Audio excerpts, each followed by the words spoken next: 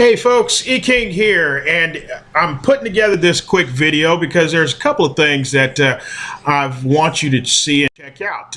What this video is going to be comprised of is mistakes that bounty hunters are making while making an arrest and conducting arrests. So we're going to check out some mistakes that are being made while arrests are being conducted.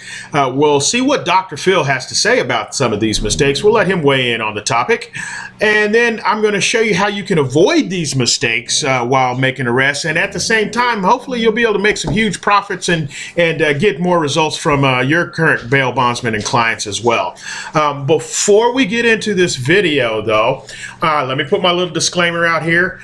These are videos that I found off of YouTube. You know me, I'm the YouTube king, and I am not talking bad about the individuals in the video. I don't wish them any ill harm. In fact, I wish them all the success in the world, and hope that that with the proper training and guidance they'll get just that, even more success than they've already had.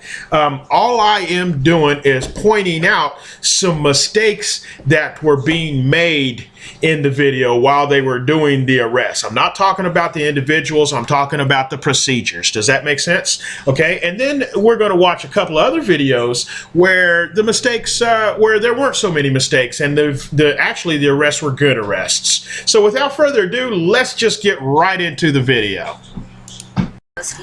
35 years old. He's got a $100,000 case for sales of meth, possession, assault with deadly weapon. So he likes to fight, and he likes to sell drugs. Okay, so what was the information that we're taking away from there? We heard that, number one, it's a $100,000 case that they've been on. He's got weapons, sells drugs.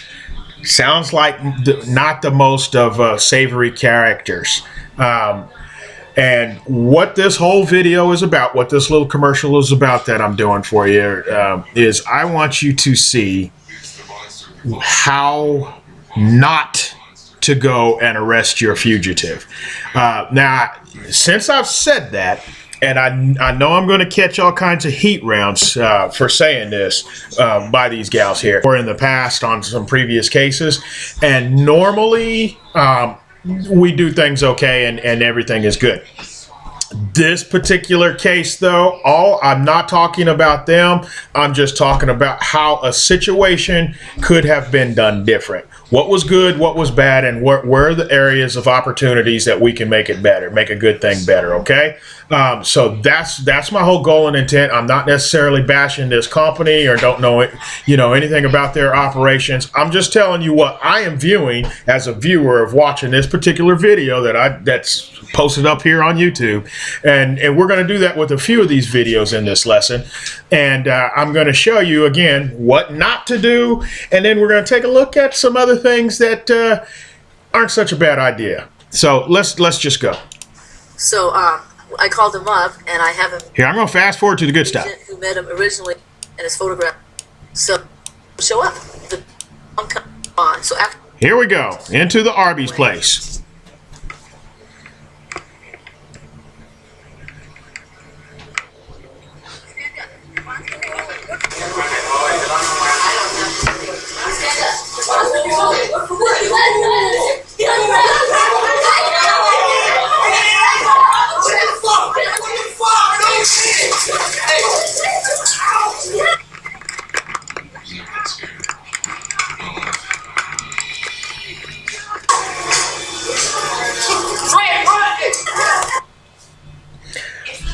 You see how this just went wrong on so many different levels?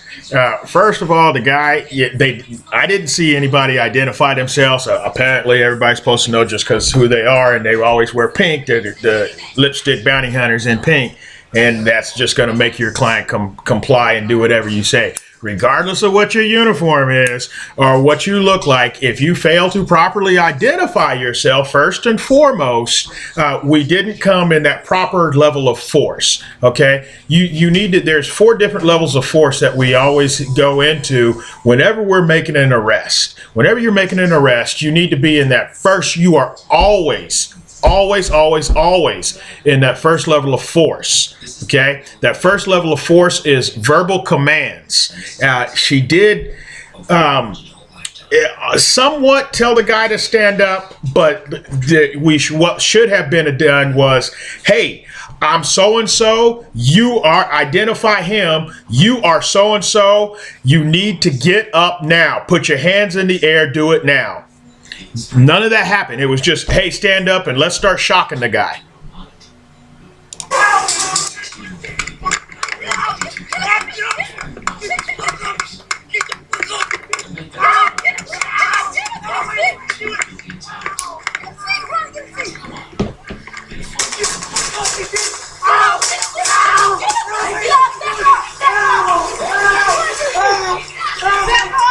All of that, and one fugitive still gets away.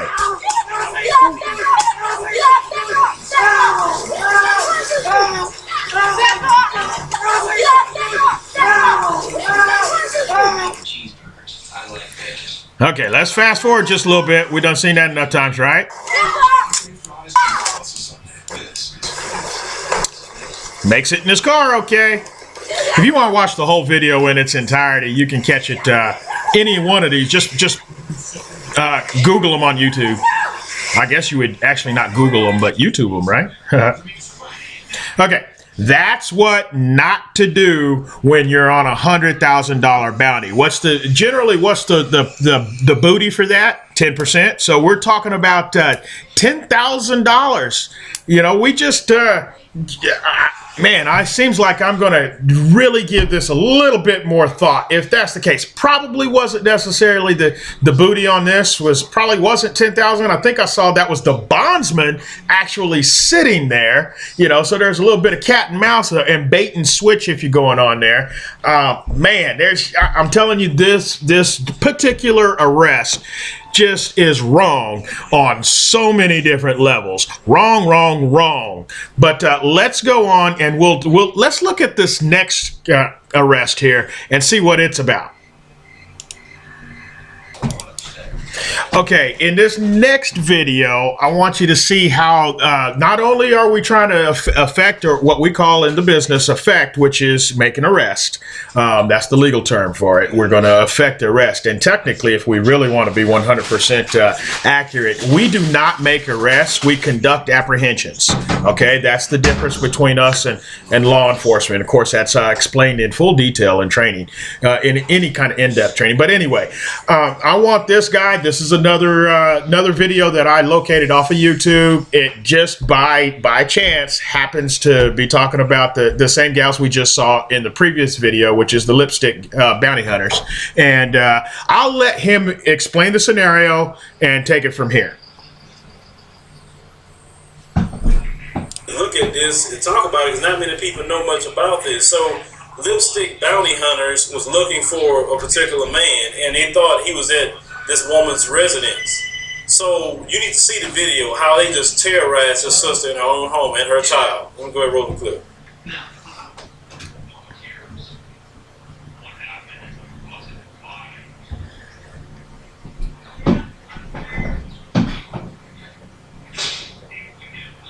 What was that?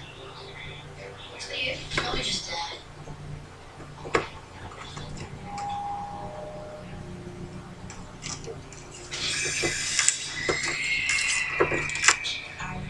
Screaming coming from, I don't know where the office and I Where's he at? Nobody's here. My daughter is in there. My daughter is in open the here. door. No, I don't have to open the door. Hey, stop it! Hey, stop it! Stop it! Get out of here. You cannot Get out of here. sit Look at ma'am. him. Yes, I can hit whoever I want to in my house. No, I don't. I'm not going nowhere. I'm not going nowhere. I'm not going I saw anywhere. you hit the I'm not going anywhere. Hey, whoa. No, Just one shirt. I'm not going anywhere. Watch out, move! You have to move! Hey, stop it! Watch out! Clear right there. Clear right there. I got it. Clear that door. Clear that door. Reggie! He's not in here. Where's Reggie? Guess what? He's not in You're here. going to jail. He's not in here. Why would you? Where's Reggie? He's not in Here, here. grab this. No, she's going to jail. Look, where's Reggie? Promise, where is he? Let me tell you, I'm going to try to take it down. What do you want to do? What do you want to do? What they're doing to me? What do you want to do? See what they're doing to me, right? Light. Let's see what the there. said you might jump out back. Jayla, be quiet. Be quiet, Jayla. What have you got? What have you got? Hey, she's going in. No, I'm gonna follow her. She's going in. I don't know why you didn't open the door. Why you didn't open the door? Only serving military for over 75 years. Hi, I'm Todd. What can I get you? I need 6 large pies. Sounds like the party. Introducing Voice Order. Ricky, get out of here! Let's hook it up. Pizzas for $5.99 each. Hey.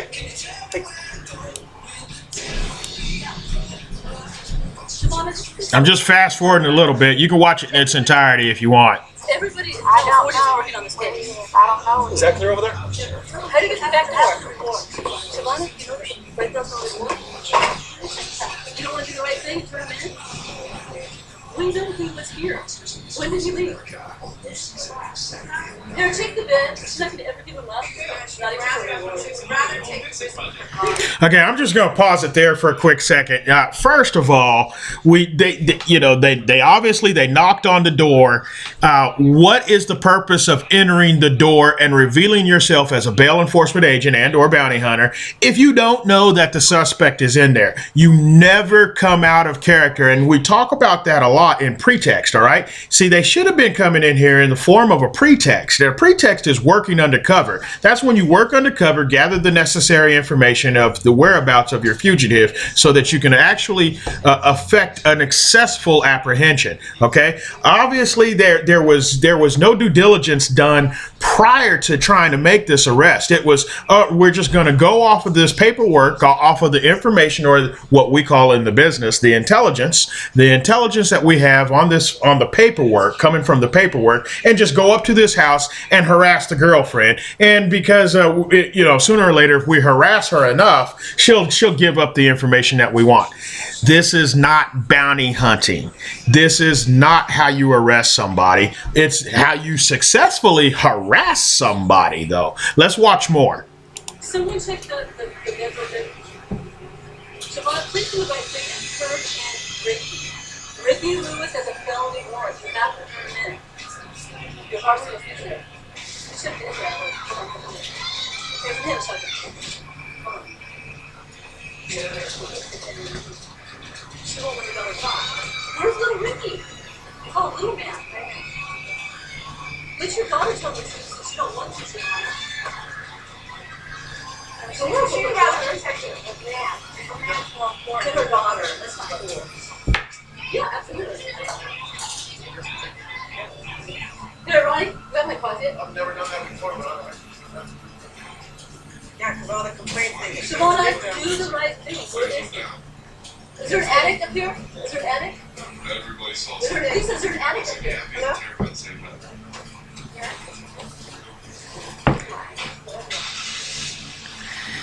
Okay, I'm going to fast forward just a tad, but obviously we can see that, they're not getting anywhere. They're not even really successfully searching the place. I guess they're just hoping that now that they're there, he's going to magically appear. They're trying to use some scare tactics and to get the girl to give up the information. But would you? Even if you successfully knew, I mean, the way that they're being treated, what happened to treating people like human beings, even though you're making an arrest? Okay, what happened to attracting more bees with honey than vinegar? Again, this is wrong on so many different levels. It's probably why I'm not making accusations or being accusatory, but I can just see how conducting business that way can lead to high liability versus being in business for 18 years and never once being sued, never once violating anybody's personal rights, never in over 7,500 arrests that I've done have I ever kicked in a door and the fugitive not be there. Let's watch a little more. The days that follow, Linda takes some time off work to decorate the house while Ashley's... Well, I just don't know where he's at. Gee. Yes, please. Where is he at? I don't know She was I know you don't, so be quiet. I don't see the thing. Exactly. So There's nowhere. Look at her. Kids don't lie. Adults do. Always turn it back on. Always turn it back on. He's going to jail.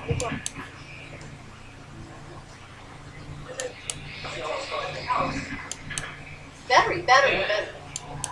This is what they did to my house. This is what he did to my house.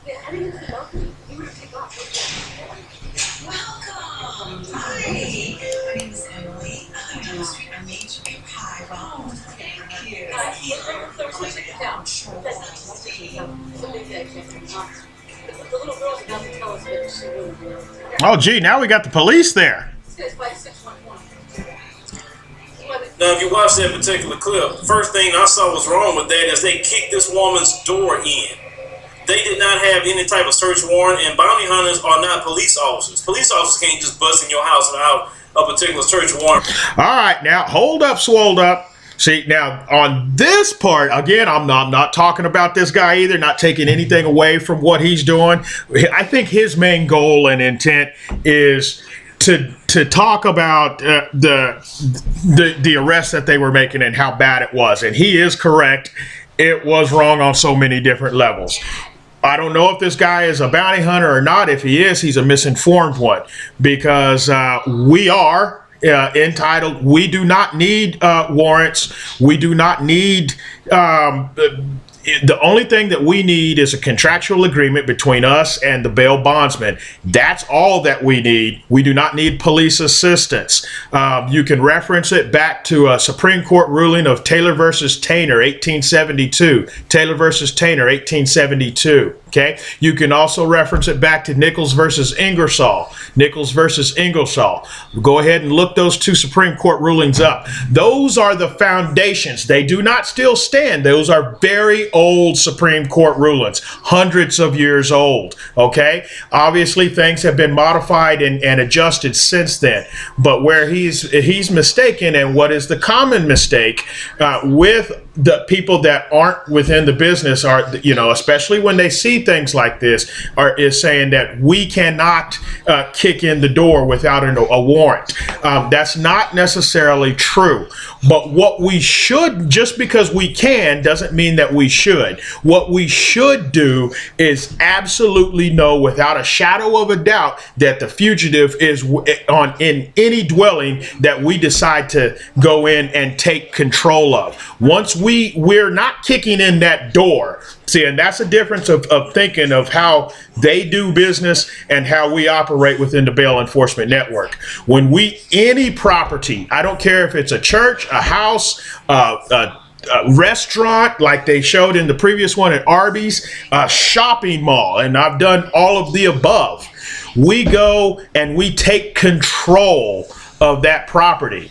I've even gone and taken control of a battlefield. I went and arrested a guy in Iraq in the army and flew all the way to Iraq and picked him up, but I took control of his commander and seized this guy and arrested him and brought him back to the States. We take control, and sometimes how we do that is what he's discussing as far as the kicking in of the door and so on and so forth.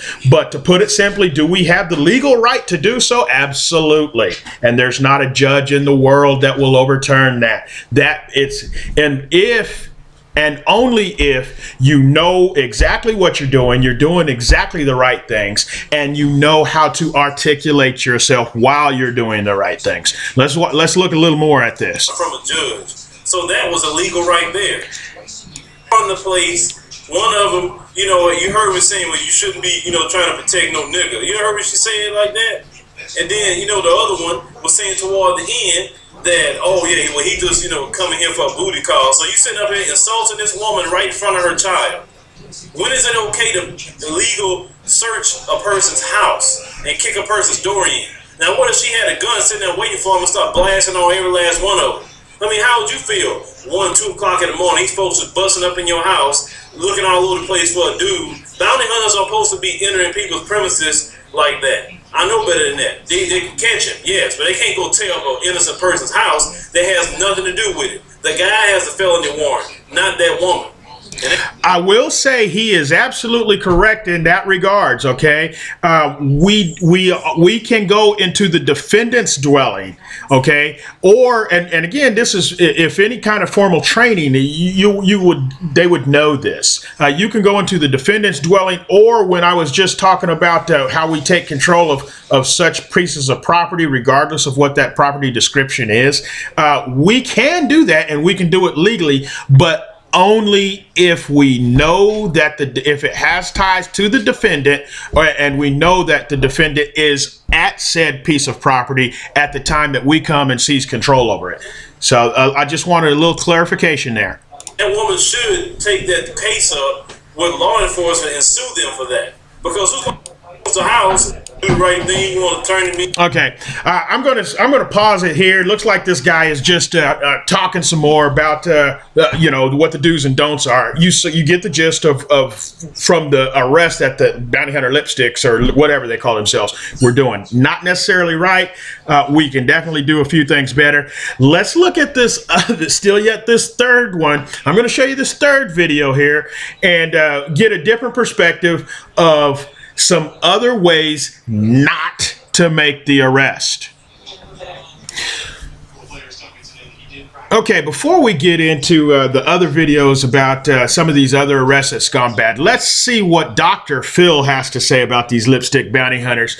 We're gonna kind of director's cut this little clip here that has Dr. Phil talking to the guy that was at Arby's and his attorney, because I guess now at the time that this video was made back in April of 2013, there was a lawsuit pending this group of bail enforcement agents. But yeah, let's see what Dr. Phil has to say. Well, here's what Danny's attorney, Dan Gillian, has to say. Take a look. Mr. Duvall and I are suing the so-called lipstick bounty hunters for a substantial amount of money. My client had bruises all over his body from the rubber bullets. They broke his nose with the rubber bullets, and they blinded him with the rubber bullets. What these women did was not only reckless, it was malicious, and it was illegal. It was a total and complete abuse of force. I believe, and I've talked to enough people, so I really believe that these women are certainly after a reality TV show. And they pulled this stunt for the purpose of getting that sort of interest. These women need to be held accountable. Okay, I believe he's trying to throw that interjection of doubt out there. I believe I've talked to enough people. They're after. Well, he can't really make that claim just because he's an attorney. What gives him the right to make that claim? Just as I mean, that's his right. That's his opinion. And as it is my opinion here in this video, what I'm saying is, I think the whole purpose and the intent of statements like that is to pour seed of doubt. Who really is after the reality TV show? It appears that he's the one that's on Dr. Phil making these claims. That's called trajectory. When you're projecting your feelings or your intent onto somebody else, which takes focus off of what your true motive is.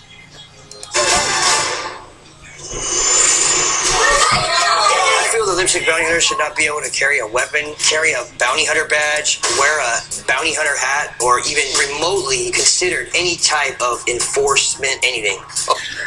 If I was a fugitive on the run for whatever reason and I was being arrested, I would probably have those same kind of feelings. And just because he feels that way, that bail enforcement agents shouldn't be able to carry things like that, doesn't mean that it's right. Now, again, depending on the state that you're in, you have to wear some kind of identification stating that you are a bail enforcement agent, or that you're in a bounty hunter or a bail bondsman, so on and so forth. So just because he feels that way doesn't necessarily mean that's a wrong thing either. We need that proper identification so that when we're out here on the streets effecting arrests, we can do it in a safe and effective manner. Again, some states require that we have that identification. You just need to check with the state that you plan on working in and see what their requirements are. Well, they should pay for what they've done. Well, that was Danny talking about Teresa, Lisa, and Ronnie, who are self-professed lipstick bounty hunters. He is threatening to sue them after claiming they assaulted and blinded him in one eye as they tried to take him into custody. Dan, you represent him in this matter, right? Yeah. Had they notified him of the deficiency concerning this bond before? Well, I don't think there's any doubt that he knew that there was a deficiency. I mean, the issue really here is, Dr. Phil, is that if they're saying they arrested him for not paying the $4,000, I don't think they're going to say that. I don't think that they're not here today, but if they were here on the stage, they would deny they arrested him for the $4,000. What were they arrested him for? Well, that's the question that I would love to ask them. Really, why did you arrest him? Because what they say on the video is he gave false information. Well, what false information? They also say in the video he breached the contract. Well, what breach are you talking about? Okay, I'm going to stop right there.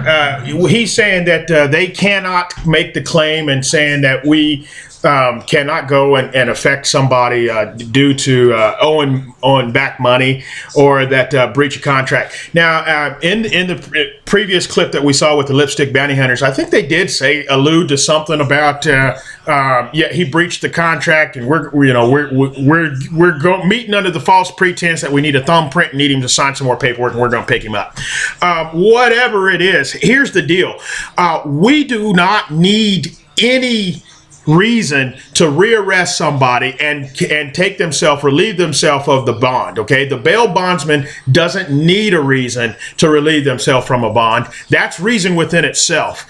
Had both the bondsman and this bail enforcement agency that calls themselves the lipstick bounty hunters had any kind of formal training, they would know that you don't need a reason to go out and arrest somebody. That's reason within itself. Now, just because we don't need a reason doesn't mean that we shouldn't have a sufficient grounds to go out and do that. And the whole purpose of having that sufficient grounds is so that you don't find yourself in this type of situation. All right, we don't need a reason. That's reason within itself. Okay, the person doesn't have to miss court for us to be able to legally go out there and arrest them again. The bail bondsman can bond somebody out and then 30 minutes later just have a bad feeling about issuing that bond and go and arrest that person, and we can put them back in jail. Just because we can doesn't mean that we should. It's bad on so many different levels, because once you get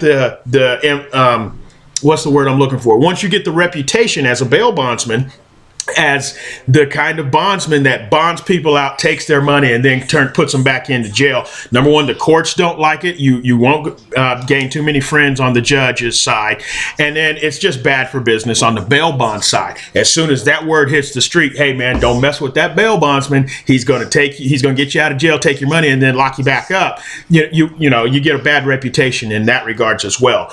But more specifically, getting back on point here, this attorney is somewhat misguided in what he is saying. Okay, I have taught judges, I have taught prosecutors, I have taught college professors, I have taught lawyers themselves. I had one lawyer come and tell me, with all of his 35 years of practicing law, he never learned as much about bail as he did from taking the program that the Bail Enforcement Network puts on. So again, I know that I'm right when I'm telling you this lawyer is mistaken. We don't need a reason to put them back in jail. Let's hear what else he has to say.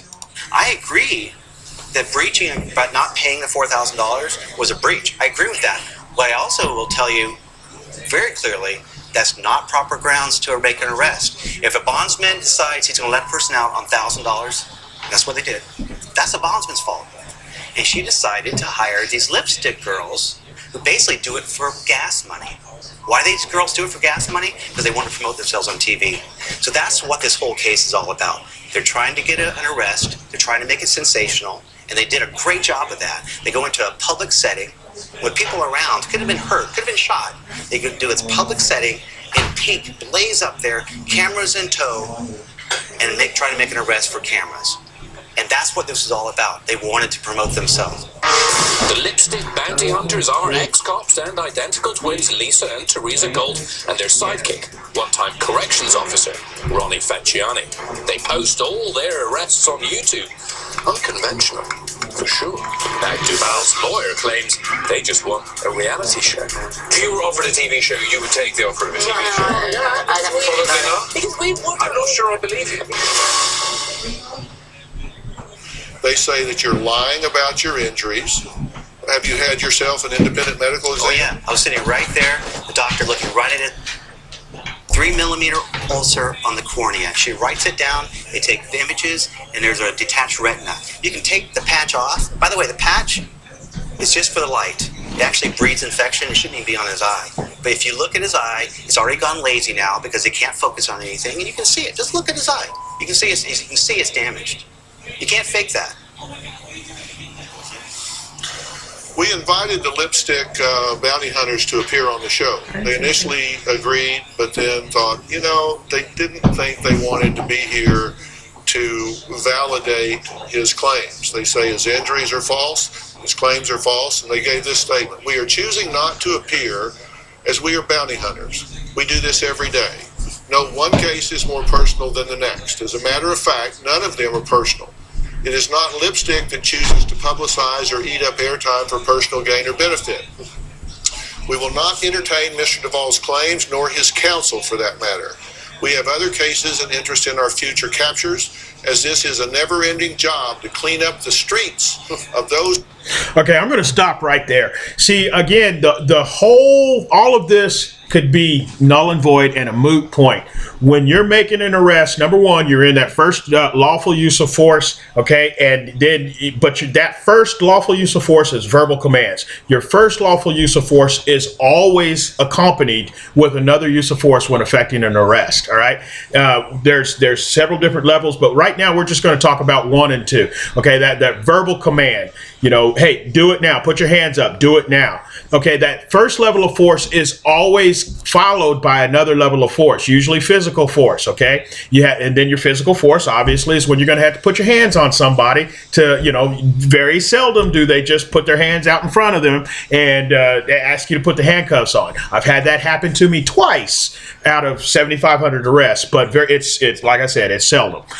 So you're always going to be in that first level of force combined by that second level of force, which is physical force. Regardless of what level of force that you're in, there is only one reply that you make anytime that you're questioned for why did you do what you did to the fugitive. I use the minimum force necessary to neutralize the situation. That's it. You're going to sound like a broken record when you say it, but that's the only response you give to whenever you're questioned about any kind of arrest that you do or the outcome of the arrest. Why did you do it? If I was sitting there and Dr. Phil asked me that, the response would be, I use the minimum force necessary to neutralize the situation. When they're given this printed document right here that's forever on the world and now on this video that anybody can see, the only reply that should be on this printed document is, we at Lipstick Bounty Hunters or blah, blah, blah, identifying themselves, use the minimum force necessary to neutralize the situation. As we do in all arrests, we only use the minimum force necessary to neutralize the situation. That's the only reply that should ever be given when making an arrest. To choose to cheat the system of those who bail for the honest and right reasons for which they are granted that opportunity. Our justice system has already been spoken when we put Mr. Duvall back where he belongs. He is someone else's problem now. So that's their statement. And you think you just got treated badly by these people? Yeah, I feel that nobody should be treated like that. These women don't have any idea what they're doing. They're incompetent. You can't shoot somebody in the eye and later come back and say, well, he got away, so it was okay. I mean, it's absurd. Of course, they say that they were shooting him with rubber bullets to slow him down, and if one ricocheted because he was trying to get away when they were justly trying to recover him for the bondsman, that's his fault. If he hadn't resisted, they wouldn't have had to do that. You can't shoot somebody in the eye. You can't blind them because he's running away from you. I mean, if they don't understand that, then get out of the business. Yeah, we're filing against not just them, but the bondsmen that hired these people. I mean, there's no business. They had no business hiring these women to do this. And then also the surety companies, because they hired the bondsmen who hired these women to do this thing for $250. What does that tell you? I mean, they didn't even get what they paid for on that one. They paid $250 on a $5,000 arrest, and guess what they get? They got an 8-figure lawsuit against them. That's what they got. All right. Well, we'll watch this with great interest. Okay, well, we saw what not to do when out there making an arrest, but how can you avoid making those same mistakes yourself? Well, folks, in the Bail Enforcement Network Training Academy, we covered exactly those things and so much more. For example, we teach you how to conduct a successful arrest, as well as search and seizure. When is the proper time to go in and search a place? What can you search? What can you seize? We cover all of that. We also talk about lawful use of force. You heard me in the director's cut there explaining and talking about the first level of force and the only explanation that needs to be given. All of that is covered in full detail in the Bail Enforcement Network Training Academy. We also cover things like the laws and regulations which govern bounty hunting. Again, in the director's cut, you heard me give reference to Taylor versus Tainer of 1872. I'm reiterating that and repeating that because I want you to go research it and look it up. But if you don't have the time to go do that, don't worry about it because it's already been done and waiting for you in the Bail Enforcement Network Training Academy. We have researched that. We've also researched all of the other laws, specifically the laws pertaining to Kansas and Colorado. That's where I do and started out doing most of my training before I decided to give this opportunity online. You can research it there. We also cover so much more, the whole evolution of bail and how it first started. A lot of folks don't realize that bail originated in 299 BC when Socrates posted bail for Plato.